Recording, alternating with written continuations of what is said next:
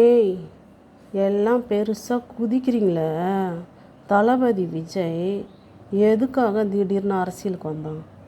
அதனுடைய பின்னணி என்னன்னு தெரியுமா உங்களுக்கு? ஒரு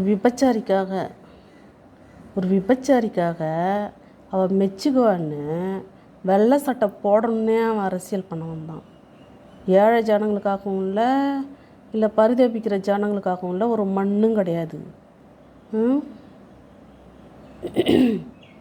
ஏற்கனவே கல்யாணம் ஆகி கல்யாணத்துக்கு முன்னாடி நிறையா விபச்சாரம் பண்ணி, கல்யாணத்துக்கு பின்னாடியும் நிறையா விபச்சாரம் பண்ணி குழந்த பெற்ற கேளு ஆளை மாற்றி மாற்றி விபச்சாரம் பண்ண ஒரு பொம்பளைக்காக வெள்ளை சட்டை போட்டுக்கின்னு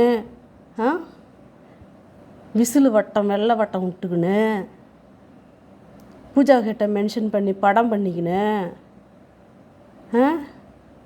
சன் டிவியில் அந்த விபச்சாரிக்காக மென்ஷன் பண்ணி 3 முடிச்சு சீரியல் போட்டுக்கின்னு எவ்வளோ ரகசியங்க தெரியுமா? அந்த பொறுக்கியோட ரகசியம், தளபதி விஜயோட பொறுக்கியோட ரகசியம் எவ்வளோ இருக்குது தெரியுமா? அவனுடைய மறுபக்கம் தெரியுமா உங்களுக்கு? நாய்ங்களா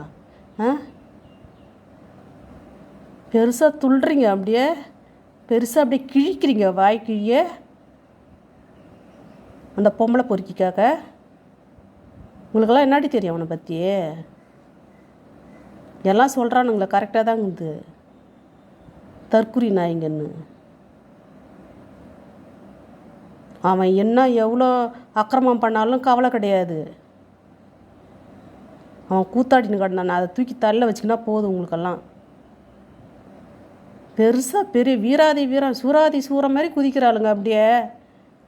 அவன் வீட்டுக்கே அவன் உண்மை கிடையாது. இவளுங்கன்னா தூக்கி இவளுங்க இதில் வைக்க போகிறான். அவன் அப்படியே குதிக்கிறாளுங்க, அப்படியே கிழிக்கிறாளுங்க அப்படியே பெரிய அந்த ஓகேக்காரனுக்கு.